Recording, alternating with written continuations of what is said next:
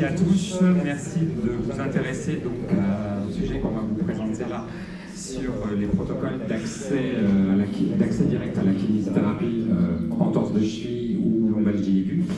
Surtout le protocole de la volonté à la mise en œuvre et un partage d'expérience qui va être fait avec nos collègues en visio, nos confrères, nos collègues médecins, une collègue. Donc, en présentiel ici, nous avons donc Patrice Leprince, kinésithérapeute et président de l'URPS Kiné Normandie, Olivier Lauchy, kinésithérapeute aussi, et vice-président de l'URPS Kiné Normandie aussi, Laurence Casier, qui est trésorière à l'URPS, orthoptiste, et qui va surtout nous faire partager de son expérience de délégation de soins qui a démarré en 2014 et sur un protocole de coopération rétinopathie diabétique. Et en visio, nous avons avec nous, ils vont intervenir les uns après les autres, le docteur Fanny Casanova et Stéphane Adamski, kinésithérapeutes. Donc Fanny Casanova, médecin, qui va nous partager leur expérience avec Stéphane Adamski, kinésithérapeute, sur le protocole d'accès direct sur la cheville, sur l'entorse de cheville. Et maintenant, ils sont en train de petit à petit mettre en place l'accès sur la lombalgie aiguë. Et un confrère, Mathieu Noireau, qui lui va nous partager son expérience sur les soins non programmés. Je vais laisser la parole à Patrice Leprince. Bonjour. Alors je vais commencer par remercier Mathieu Cinca qui m'a permis d'utiliser une partie de sa présentation. On va établir un peu tout de suite les bases légales d'accès direct. Donc on a une première loi.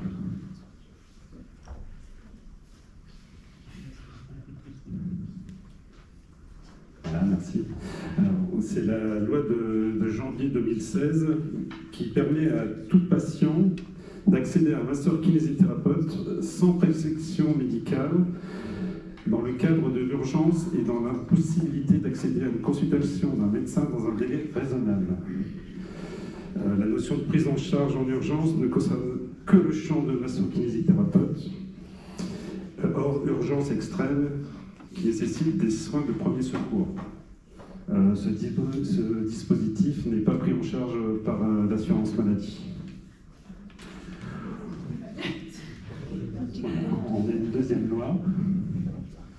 Donc c'est la loi de juillet 2009 qui a été suivie d'un avis de la Haute Autorité de Santé qui a permis la mise en place de 2 accès directs.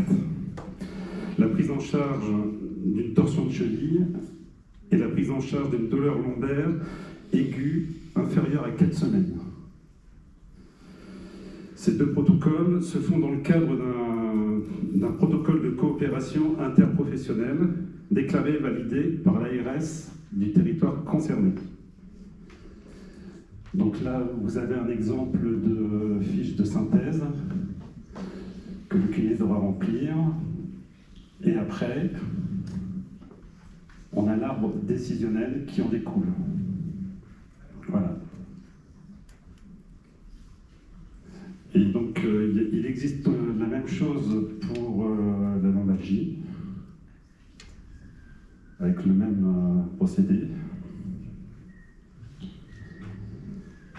Alors, depuis 2022, il est prévu une expérimentation d'accès direct pour 3 ans sur 6 départements.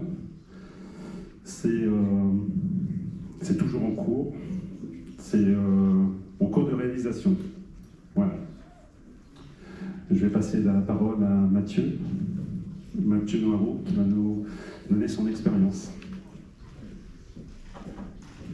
Bonjour tout le monde, est-ce que vous m'entendez correctement? Oui. J'ai cru entendre un oui. Ok, je vois écrit un oui. Ok, bon, c'est parfait. Bon, du coup, merci de me convier à votre forum qui avait l'air passionnant et je regrette un peu de ne pas habiter en Normandie aujourd'hui parce que ça avait l'air vraiment très intéressant. Donc, moi, je vois les tranquillos, je sais bon. Je vais vous partager une expérience qui, on va dire, peut-être est un peu un prémisse à l'accès direct, en tout cas une autre forme de réponse à un besoin d'accès aux soins pour les kinés. Donc déjà, je me présente un petit peu plus. Mathieu Moreau, 33 ans, donc je suis kiné depuis 8 ans. J'ai exercé dans 3 régions différentes, à chaque fois dans le cadre d'une structure pluriprofessionnelle. Donc c'est un petit peu à travers cette expérience que je viens vous partager celle que j'ai vécue dans les Landes, donc en Nouvelle-Aquitaine, où j'ai pratiqué au sein d'une maison de santé pluripro pendant 4 ans, qui était extrêmement bien organisée. Donc c'est-à-dire que c'était un désert médical, mais on avait toute une organisation d'équipe avec une coordinatrice à mi-temps, une infirmière azalée, ce qui fait que les médecins en fait s'en sortaient très bien. Ils pouvaient prendre des patients le jour même si besoin. Ils avaient quand même 2 heures pour manger, ils étaient assez larges. Et par contre, c'est le paradoxe, on était en zone intermédiaire en kiné, mais on avait quand même 1 mois d'attente en kiné. Donc au final, on voit déjà que malgré certains zonages démographiques qui existent, en fait, en fonction d'une organisation d'équipe et de beaucoup d'aide qui est prévue pour les équipes de soins coordonnés, et notamment en fait, pour aider les médecins, on peut se retrouver dans la situation où finalement les médecins sont assez bien organisés. Et du coup, au niveau du secrétariat, on avait un secrétariat partagé, donc ça c'était une chance aussi, et même un luxe, j'ai envie de dire, en tant que kiné. On avait un 5e de temps de secrétariat qui nous était permis, donc on ne gérait pas du tout le téléphone, les nouveaux patients, on n'avait pas à les gérer. Donc c'était un premier avantage qui va conditionner la suite de mon explication. Si jamais il y a des questions dans la salle ou je ne sais pas quoi, interrompez-moi, parce que du coup moi je vois juste ceux qui sont en visio lever la main éventuellement, mais sinon je ne vois pas. Donc on s'est interrogé à un moment donné sur l'accès aux soins en kiné, au sein de notre maison de santé. Donc à travers ces délais d'attente qu'on avait en kiné et certaines situations qui doivent être prises en charge rapidement. Et puis en plus on entendait parler d'accès direct et donc on l'a soumis à l'équipe. Tout le monde s'est dit que ce serait intéressant de pouvoir permettre un accès direct en kiné. On se connaît tous, on mange ensemble tous les midis, on se fait confiance. Mais à un moment donné, c'est posé la question, écoutez, les médecins en fait ils ne sont pas débordés, mais les kinés on a 1 mois d'attente. Est-ce que c'est vraiment pertinent de mettre en place un accès direct? Donc on s'était vite rendu compte que non, pas forcément. Mais par contre, on a pensé à mettre en place un système de créneaux d'urgence pour les kinés, pour certaines situations, certaines pathologies. Pour la prochaine. Et donc nous, on peut penser notamment à, alors même si ça fait débat actuellement, qu'il y a des recommandations HS un peu foireuses entre-temps, mais tout ce qui est bronchiolite, qui devait être vu rapidement, tout ce qui était sorti d'une opération non programmée, non anticipée, il fallait voir rapidement.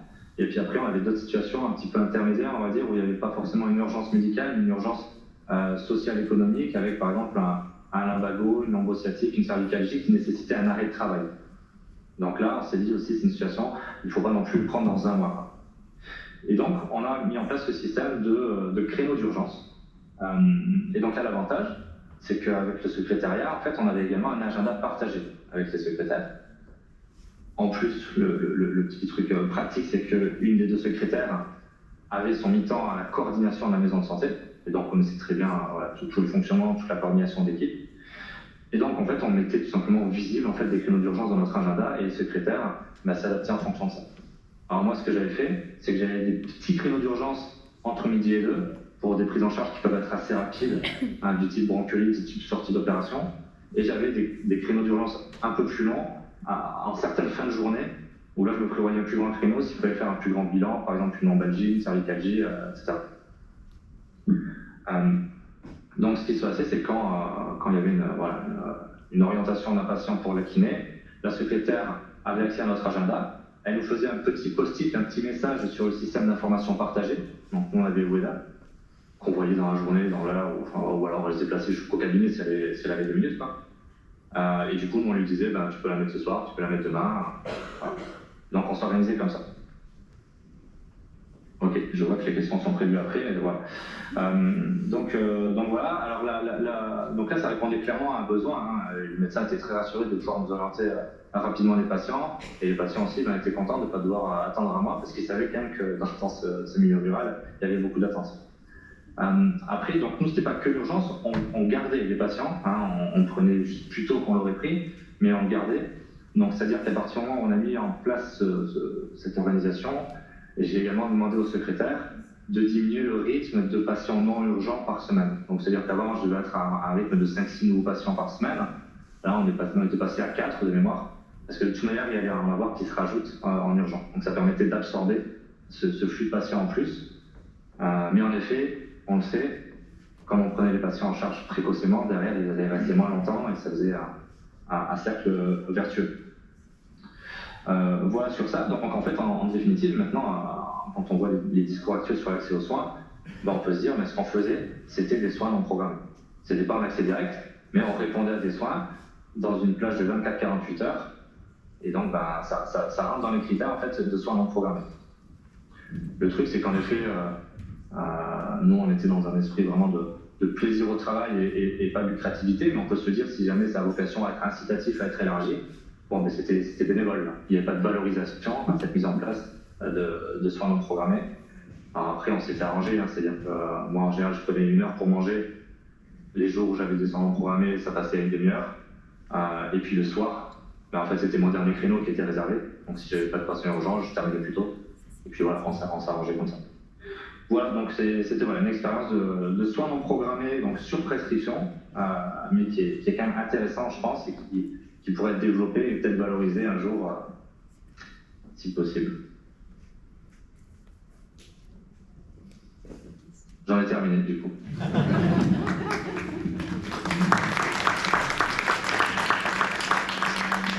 Merci Mathieu. On verra après pour les questions s'il y a. On va passer la parole donc au docteur Fanny Casanova et Stéphane Adamski qui vont nous faire partager leur expérience. Je crois qu'il y a une vidéo à lancer. Oui, on vous propose de commencer par la vidéo si vous nous entendez et ça. Que quand la vidéo aura fini, on puisse on l'envoie à Fanny. Développer un peu plus.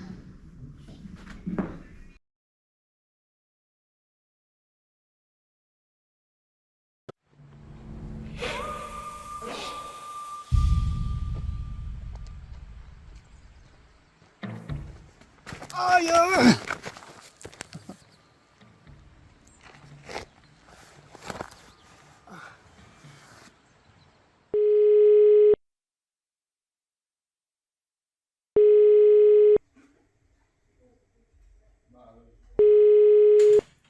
Cabinet médical Gaël, bonjour.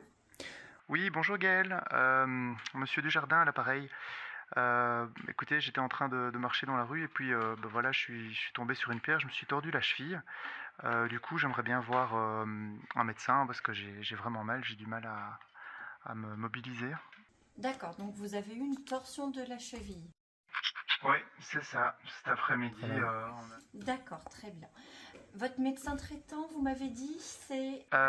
Oui, je suis patient à la maison de santé ici. Vous êtes suivi ici. Oui, tout à fait, c'est par le docteur Garnier. D'accord, je vais vous demander votre date de naissance, s'il vous plaît. Alors, c'est le 1er janvier en 83. D'accord. Donc en fait, sur la maison de santé, on a un protocole pour la cheville, pour les entorses de cheville, par les kinés. Et vous rentrez dans les critères de ce protocole. Ok. On vous propose, si vous acceptez, en première intention, de rencontrer les kinés qui vont faire un bilan pour voir avec vous ce qui se passe au niveau de la cheville et vous orienter derrière s'il le faut. Est-ce que vous acceptez que je vous transfère auprès d'eux? Oui, pas de souci. Très bien, alors ne quittez pas. Merci.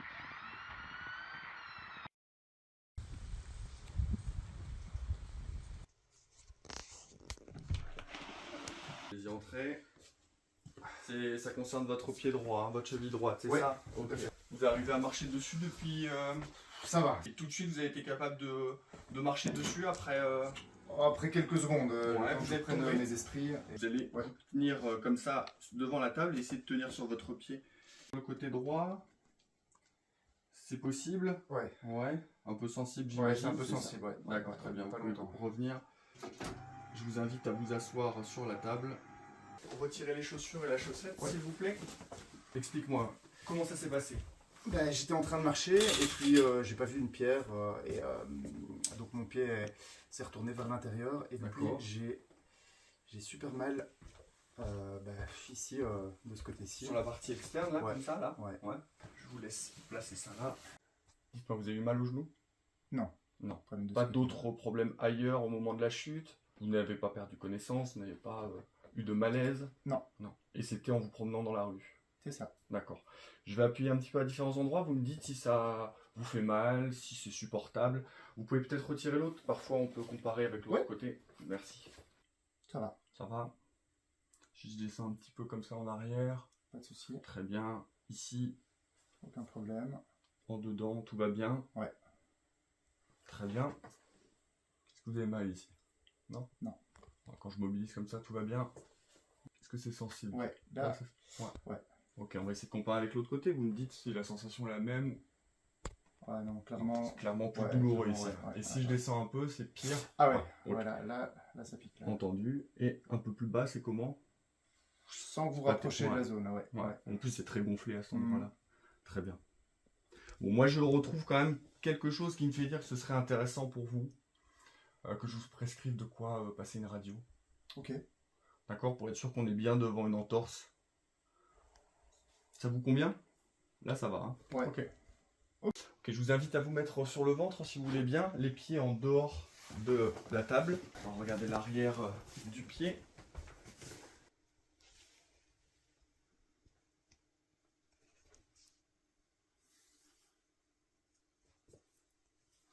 Alors, je vous imprime les ordonnances pour aller faire la radio et pour la pharmacie.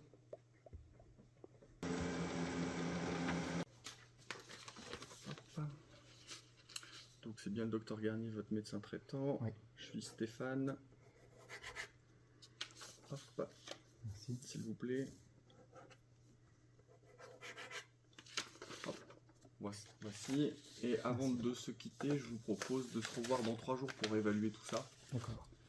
Pour la radio, je vous précise qu'il est inutile de contacter un service d'urgence, aller directement dans un cabinet de radiologie. D'accord. C'est préférable, de toute manière, ils auront la même démarche que ce qu'on a fait ensemble. Parfait. Génial. Merci Stéphane. Bon courage. Merci. Bonne journée. Au revoir.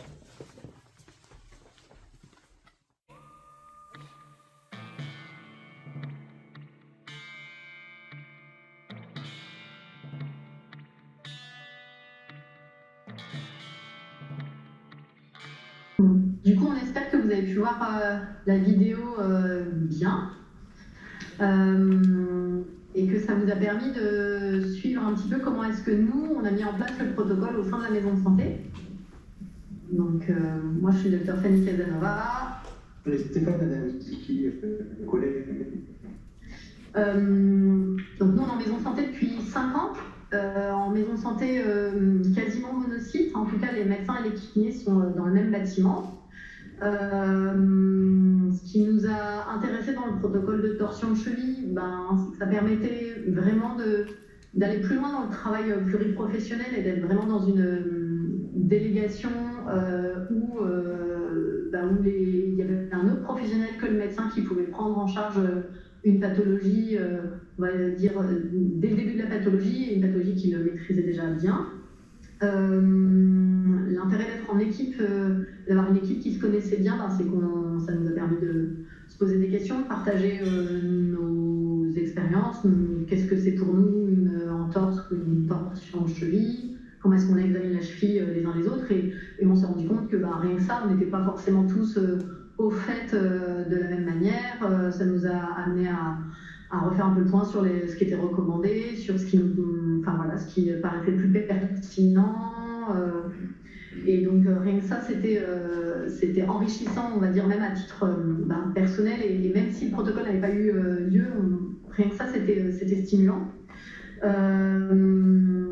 L'autre chose qui a fait qu'on a senti que c'était possible de mettre ce protocole chez nous, c'est que de travailler ensemble déjà depuis plusieurs années, on se fait confiance les uns les autres, ce qui n'empêche pas que on s'est formé ensemble et qu'on a retravaillé justement tout ça, mais on se sent en confiance si notre collègue kiné se trouve dans une situation difficile ou qui sort du cadre ou pour laquelle il a un doute, et il n'hésite pas à nous passer un coup de fil ou même à ce que, en l'occurrence, nous, on aille le rejoindre dans le cabinet pour donner notre feu vert ou pas et pouvoir réfléchir ensemble si la situation reste dans le cadre du protocole ou s'il y avait autre chose qui est plus inquiétante et qui nécessiterait que ce soit les médecins qui reprennent la main.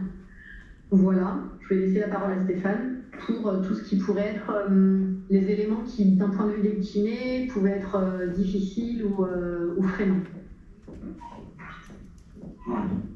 Du coup, la mise en place pour nous, elle a été assez fluide parce qu'effectivement, comme l'a dit Fanny, on se connaît bien, on sait comment on travaille, on se voit en réunion, on échange sur le patient, on se pose toujours des questions médicales les uns les autres.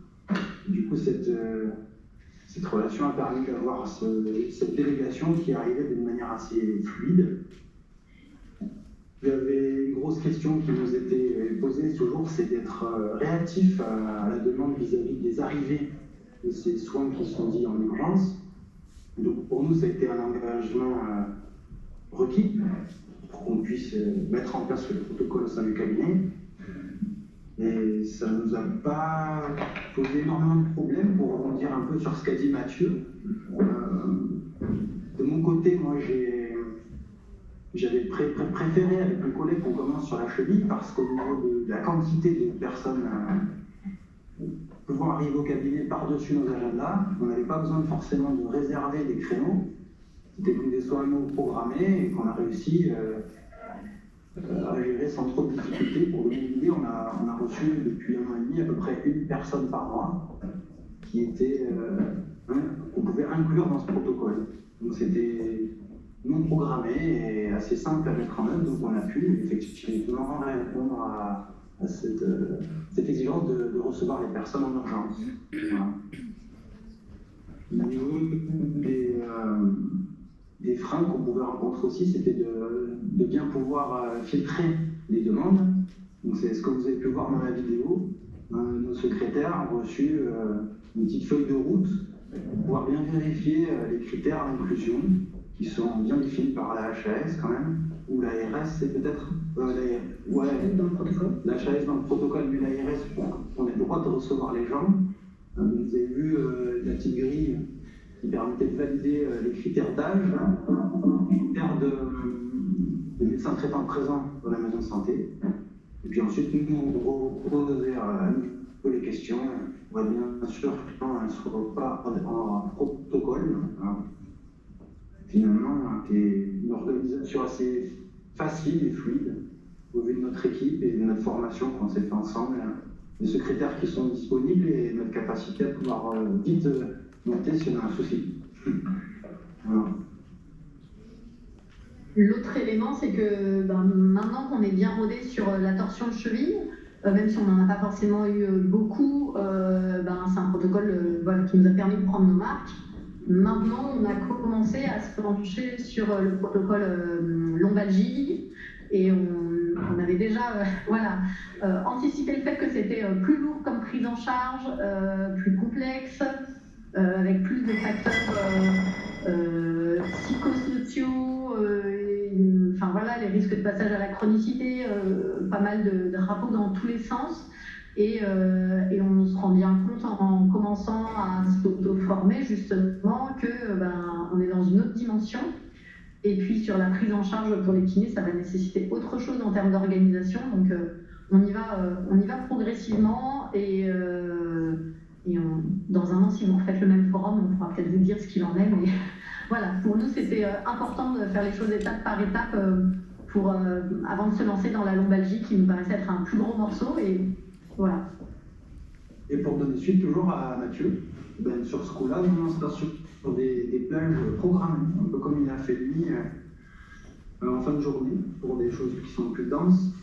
On prévoit à chacun de réserver 1 heure dans chacun de nos plannings pour répondre à cette demande qui va donner une plus grosse pression sur notre planning cabinet.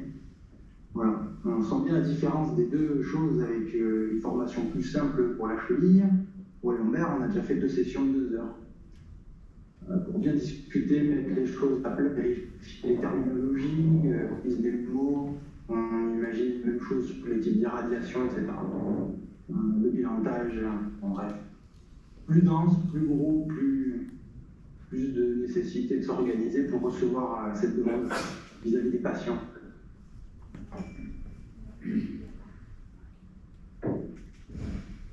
Voilà, on rend la main.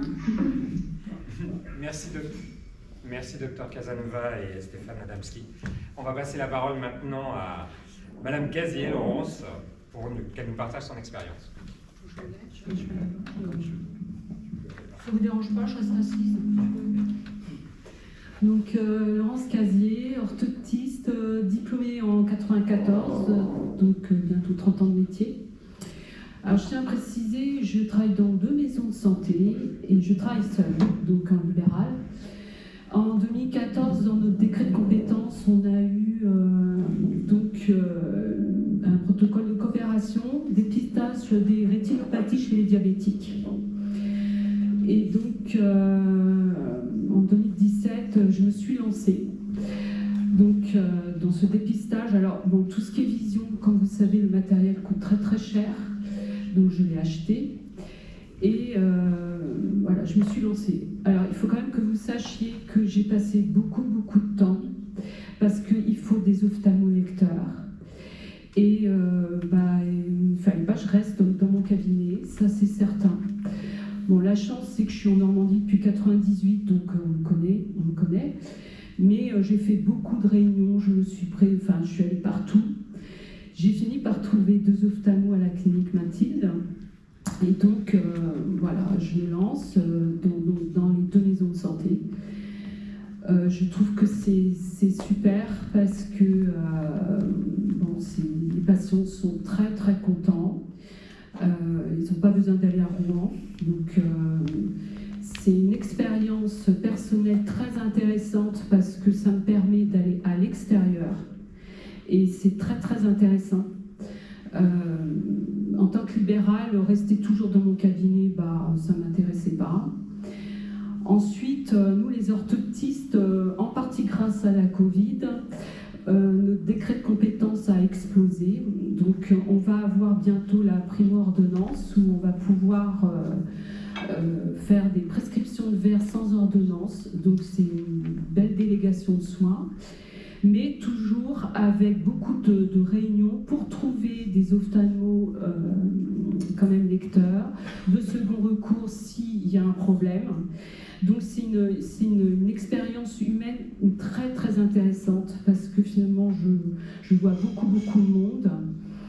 Et ce qu'il faut quand même que vous compreniez, je trouve que le plus important, c'est le patient. Et franchement, quand je vois un patient qui est content parce qu'il a eu son résultat et que ça avance et qu'ils n'attendent pas 6 mois, 9 mois, pour moi, c'est une grande satisfaction. Alors, j'étais au protocole des cystites et il faut quand même que pour le dépistage de la rétinopathie, on ait quand même 3 personnes pour faire ce protocole-là. C'est énorme, puisque ça commence par le médecin, il y a l'orthoptiste, il y a l'ophtalmolecteur. Ça me demande quand même 2 logiciels. Un pour envoyer les clichés, remplir toutes les informations que le médecin me met, et un autre pour que l'ophtalmolecteur soit payé. En tout, on est à peu près à 25 €, l'ophtalmo 12 € et l'orthoptiste 17 et quelques, voilà. Donc c'est vrai qu'il y a toute une chaîne. Donc quand il y a un grain de sable, je peux vous dire c'est compliqué. Donc voilà, mais c'est faisable. Et voilà, c'est au bout du compte. Donc quand le patient est content, voilà, c'est la priorité. Mais c'est faisable. Mais ça veut dire beaucoup de réunions. Je fais partie des gens quand même. Je compte pas mon temps et je cherche pas à gagner de l'argent, quoi, parce que sinon c'est compliqué, quoi. Voilà mon expérience.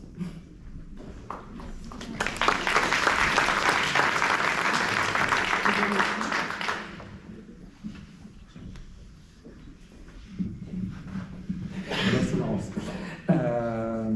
On a noté quelques questions qui sont arrivées sur la visio, qui s'orientent plus sur peut-être Fanny et Stéphane. La première, c'est l'ordonnance pour la radio qui est prescripteur. Alors du coup, au début, on n'avait pas mis le nom des médecins sur l'ordonnance. Et ce sont les kinés qui se sont fait retoquer quand ils ont prescrit une radio en leur nom propre. Eh bien, les radiologues ne pouvaient pas identifier le kiné. Le numéro ADI des kinés ne permet pas de valider en fait la prescription. qui a nécessité qu'on rajoute le nom des médecins, avec surtout le numéro ADELI prescripteur, en l'occurrence le médecin tant du patient en question, qui de fait se retrouve être le délégant. Et on s'est rendu compte en préparant là le travail justement que nos ordonnances elles avaient encore peut-être un écueil et qu'il fallait qu'on fasse mieux apparaître lequel des kinés était le prescripteur sous délégation du docteur, en l'occurrence là dans la vidéo c'était le docteur Garnier. Voilà. Mais en tout cas il était indispensable, et ça c'était vrai tant pour les ordonnances de radio que pour les ordonnances de pharmacie, que ce soit bien le numéro ADELI du médecin qui soit présent sur l'ordonnance, parce que sinon, c'est pas une compétence kiné de pouvoir prescrire une radiographie ou ce type de prescription de pharmacie. On est en avance sur le système, le finesse du kiné ne fonctionne pas dans ces cas-là. Vraiment, il faut bien identifier les deux. Ça, c'est la deuxième mouture d'ordonnance, et on va encore en faire une troisième. On va essayer de faire apparaître le nom de délégué. Ouais. Après, il y a une autre question qui vient d'apparaître pour les partages d'honoraires. Chez nous, c'est bien connu, on est non pyramidaux et les honoraires, pour nous, ils restent chez les kinés, à la J0 et à la J3. Donc en fait, les 25 € que vaut la première consultation, le premier contact du patient avec la maison de santé, si le patient, les critères d'inclusion sont bien présents et qu'au cours du premier examen kiné, on reste dans les critères d'inclusion du protocole, à ce moment-là, la totalité du forfait de cette consultation, en fait, qui a été décidée à 25 €, va au kiné qui s'est occupé du patient.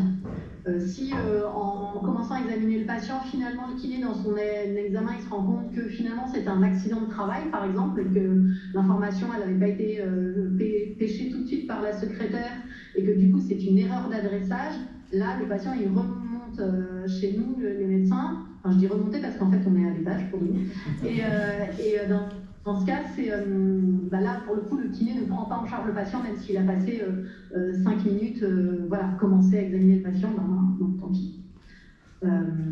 Juste pour finir sur la question des médecins et kinés, ce qu'on n'a pas précisé, c'est que dans notre maison de santé, on est un certain nombre de médecins, un certain nombre de kinés, mais on n'était pas tous obligés de signer le protocole. Et donc, ceux qui étaient motivés pour signer le protocole l'ont signé. Et donc, ça veut dire que seuls les kinés qui ont signé le protocole peuvent recevoir les patients dans le cadre de la torsion de cheville, et uniquement pour des patients qui sont des patients dont le médecin traitant a signé le protocole. Donc ça, je pense que dans votre CPTS, à une échelle nettement plus large que notre maison de santé, c'est sûrement quelque chose d'important. On parlait de la confiance, on parlait de l'habitude de travailler ensemble, et voilà, il faut probablement, en tout cas, savoir que c'est une liberté de signer ou pas, et du coup d'intégrer le protocole ou pas. C'est pas toute la CPTS qui doit s'y mettre en même temps. Ça peut être progressif. Il y a une question pour les autoprescriptions de rééducation, si c'est possible. Oui, mais on n'a pas, et on a bien écrit sur l'ordonnance que c'est vers le kiné de son choix. Voilà. Et à nouveau, c'est pas une ordonnance de Stéphane pour le kiné, c'est une ordonnance du médecin traitant de la personne que nous signons comme les autres modèles que vous avez vus pour la radiographie et les conseils et la pharmacie. C'est la même chose. Et on a subi quand même des échecs au tout début à la pharmacie, à la radio et à la Sécu quand nous avons réalisé 10 séances, ça a été refusé. Donc on a fait faire une ordonnance pour attraper le coup à nos collègues quoi. Pour répondre à deux autres questions sur qui a rédigé le protocole, le protocole en fait là c'est un protocole qui est national, et donc nous on a juste eu besoin en quelque sorte de l'imprimer et de faire signer ceux qui souhaitaient le signer et de le renvoyer à l'ARS. Donc en termes de rédaction, c'est vraiment pas ce qui nous a pris du temps, puisque on va dire le travail était mâché. C'est l'intérêt d'être dans une maison de santé, c'est que d'autres collègues des maisons de santé, au niveau national, ont porté ces protocoles-là et les ont fait valider, donc ils sont déjà validés. Du moment qu'on reste dans ces clous-là, dans ces critères-là, en fait, on n'a pas besoin de le rejustifier. Et voilà, et ça, c'est effectivement notre coordinatrice qui s'est occupée de de nous imprimer le document, de faire en sorte que tous ceux qui voulaient le signer l'ont signé et de le renvoyer à l'agence régionale de santé. Ça ne lui a pas pris un temps du tout. Et il y avait une question sur les arrêts de travail. Et bien là, on n'avait effectivement pas pu passer outre le fait que il faut que ce soit le médecin qui le signe. Finalement, depuis 18 mois qu'on a mis ça en place, on n'a pas eu besoin de faire d'arrêt de travail. Un ou deux, je ne sais plus le nombre exact. Que vous nous avez fait signer en nous déposant le document. Moi, j'en ai eu un. Après, sur un multisite, je pense que c'est quelque chose qui peut s'envisager en passant juste un coup de fil en disant que vous avez quelques arrêts de travail pré-signés du médecin ou que le médecin vous a donné quelques arrêts de travail hier, en tant que kiné, et que vous lui passiez un coup de fil ou à la secrétaire en disant non, bon, bah, voilà, pour le protocole en torse de cheville, pour madame machin, j'ai fait un arrêt de travail aujourd'hui. Que tu sois au cours, ça, on sait aussi qu'il n'y a pas 50 arrêts de travail qui se promènent dans le cabinet du kiné, qui sont vierges, qui sont utilisés à mauvais escient si on a peur de ça. Et tout ça, pour nous, c'est visible dans le dossier patient en général parce qu'on est sur un logiciel maison de santé, donc ce que l'on s'est dit, le médecin le voit. Je ne sais pas s'il a précisément arrêt de travailler, mais... Ouais, c'est un arrêt de travail format papier, évidemment. Ouais, c'est plus simple. Enfin, là, il y avait une question, est-ce qu'on fait un arrêt de travail papier et qu'on le patient envoie ou pas? Nous, c'est vrai que pour l'instant, je crois qu'on avait fait des arrêts de travail papier qui ont été envoyés par les patients. On va donc se tourner vers la salle et voir s'il y a des questions dans la salle. Ça a dû être très clair. Oui. Moi, j'ai une question en termes de responsabilité, d'assurance, de choses comme ça se passe comment? Parce que sur la délégation de l'arrêt de travail, enfin, c'est validé, vous en avez parlé soit aux instances, soit aux assurances, enfin, je ne sais pas comment ça se passe. On n'a pas entendu? Je recommence. En termes d'assurance et de responsabilité, ça se passe comment? Est-ce que vous en avez parlé à vos assurances, responsabilité civile? Est-ce que vous en avez parlé aux instances? Est-ce que c'est validé, le fait de laisser son arrêt de travail, l'ordonnance signée, préparée à l'avance? Alors, je ne sais pas si on a bien compris la question. Si la question est comment est-ce que nos assurances sont au courant de ce qu'on fait là? Assurance et instance. Ok. Eh bien, nous, on est identifiés comme étant déjà en maison de santé. Donc, le fait d'être un label maison de santé pluriprofessionnelle nous donne accès à l'utilisation de ce protocole en tant que tel, puisqu'elle était validée par la HAS pour les maisons de santé pluriprofessionnelles. Et donc, le fait qu'on soit engagé dans une démarche et qu'on a signé ça, à ma connaissance, c'était suffisant. En fait, on n'a pas besoin, je ne pense pas que vous ayez... Enfin, nous, en tout cas, les médecins, on n'a pas particulièrement transmis cette information à notre assurance. Moi non plus. Et c'est vrai que après, on en avait discuté avec mon collègue Mike. Il s'agit quand même d'avoir une première séance qui serait protocolaire, donc qui serait assez similaire aux vôtres. Et a priori, c'est avec l'idée de cette bonne formation initiale. On fait un Ottawa comme un médecin, on prescrit une radiographie comme un médecin. Et derrière, on n'a pas encore fait de la stat, savoir si on prescrit trop de radio, trop d'arrêt de travail, mais le but du jeu, c'est que ce soit une séance tout de même assez équivalente à ce que vous auriez fait vous en tant que médecin. Je ne sais pas si vous êtes médecin, pardon, mais voilà, ça paraît... on n'a pas posé la question d'assurance. Alors moi j'ai posé la question aux assurances. Pour la RCP, c'est comme quand on travaille avec une infirmière azalée, il faut le signaler à nos RCP, c'est une délégation de tâches, ils le rajoutent juste sur notre RCP individuel.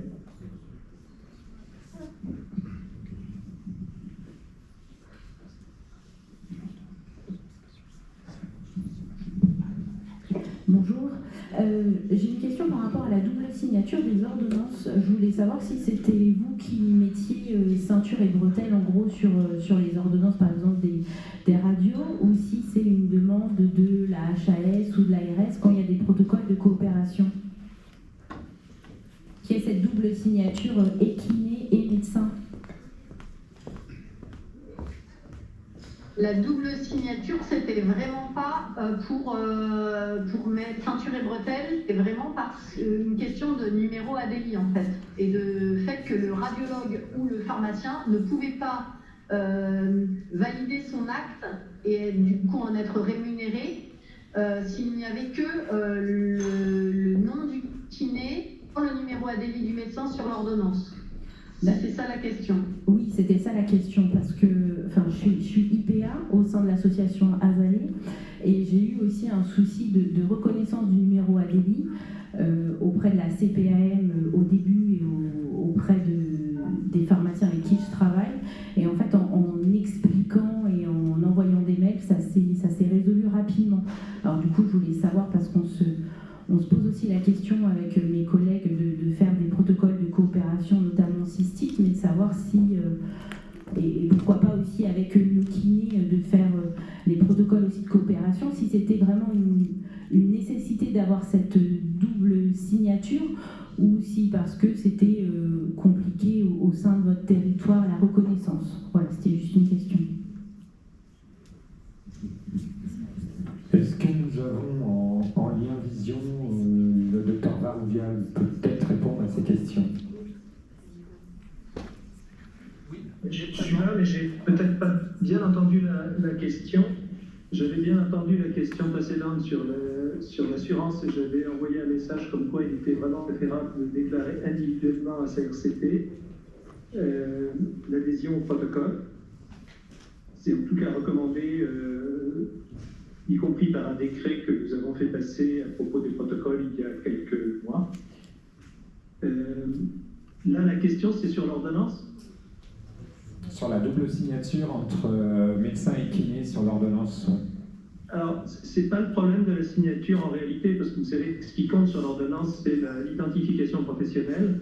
Et comme ça a été très bien dit par l'équipe de Guyan-Baroni aujourd'hui, pour qu'une ordonnance soit valide, pour des raisons qui ne sont pas réglementaires, mais qui sont des raisons de capacité de l'assurance maladie et des autres professionnels à reconnaître que c'est une ordonnance signée sous délégation d'un médecin, par un non-médecin. C'est difficile à reconnaître encore maintenant, et donc on conseille, on demande, pour que cette ordonnance soit valide, qu'il y ait le RPTS d'un médecin.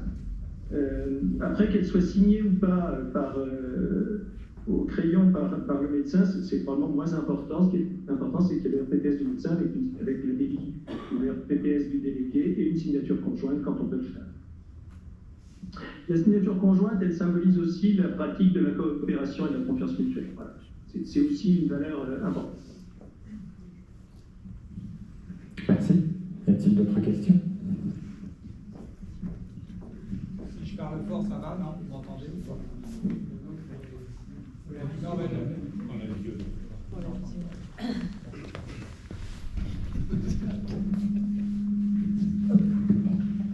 Oui, moi une question là pour Laurence Casier. On a déjà témoigné effectivement pour avoir assisté à la première mise en place du protocole de la filière visuelle entre le CHU de Rouen et notre maison de santé, la difficulté qu'il y a pu avoir, les noms d'oiseaux qu'on a pu voir au syndicat d'ophtalmo vers se faire traiter de criminel, parce que voir comment ça a pu évoluer. Il faut que je parle plus fort. Bon. Et donc simplement, je vois la difficulté que tu as eue, je m'en rends compte, mais je voulais savoir, parce que vu les demandes qu'on peut avoir en ville de déficit des personnes âgées, de difficultés à l'accès à des examens ophtalmologiques, ne serait-ce que pour corriger la vue, pour éviter qu'il se casse un col du fémur ou je ne sais quoi, avec toutes les répercussions qu'il y a, on voit la difficulté. Il y a combien en pratique d'orthoptistes et d'ophtalmo qui marchent dans ce système actuellement, alors qu'on voit que les besoins sont énormes, et en pratique, vous êtes combien en région à pouvoir commencer quelque chose qui semble d'une évidence quand c'est mis en place, et on voit les difficultés caractéristiques bon voilà, il faut qu'il y ait un gros changement culturel. Alors, en Normandie, à part Corentin Frété. Avec un micro.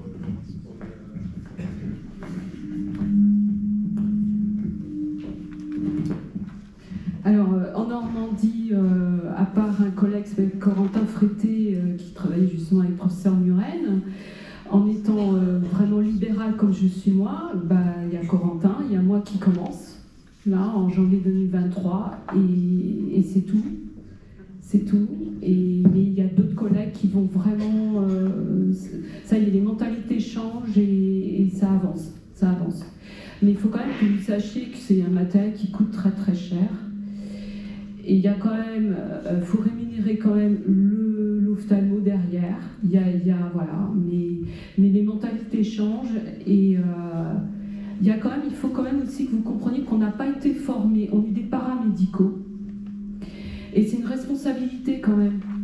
On a été formaté, le médecin est avant, le rééducateur il est après. Là, on nous demande de changer, de penser autrement. Et c'est quand même une expérience quand même. Il faut pouvoir le faire aussi. Moi, au bout de 30 ans de métier, je trouve que voilà, je le fais. Et les jeunes qui sortent, qui viennent d'avoir leur diplôme, ils ne vont pas le faire. Et puis il y a une chose aussi, on lance la délégation de soins, mais je pense que ça commence aussi par l'enseignement. Il va falloir que l'enseignement change. Parce que pour l'instant, on ne les forme pas comme ça, pour pouvoir avoir une certaine liberté, penser autrement. Donc j'insiste un petit peu, 30 ans de métier. Il y a 30 ans, j'aurais jamais pensé que j'allais vivre ce que je vis là. Les mentalités ont énormément changé. C'est génial, il y a des avantages et des inconvénients, mais je suis très optimiste et ça va venir. Voilà.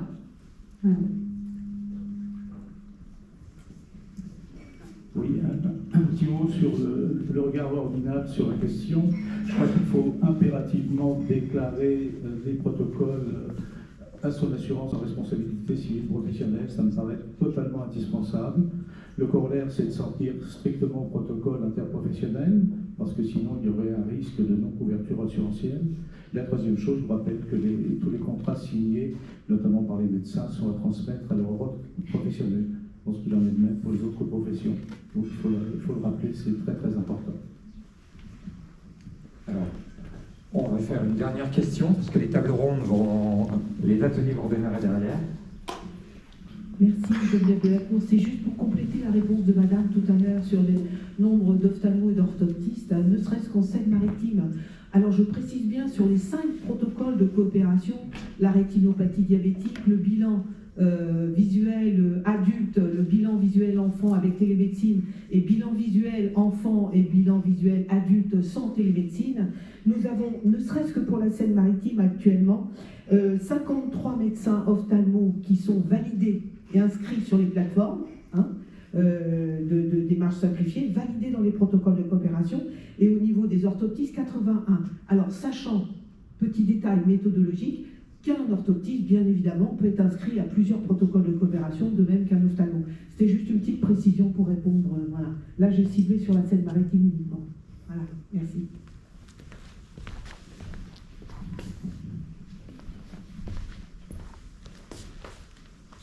Est-ce que... C'est bon, Patrice, pour finir? Bon, on va vous laisser reprendre vos ateliers. On va remercier, bien sûr. Oui, bien sûr. Merci.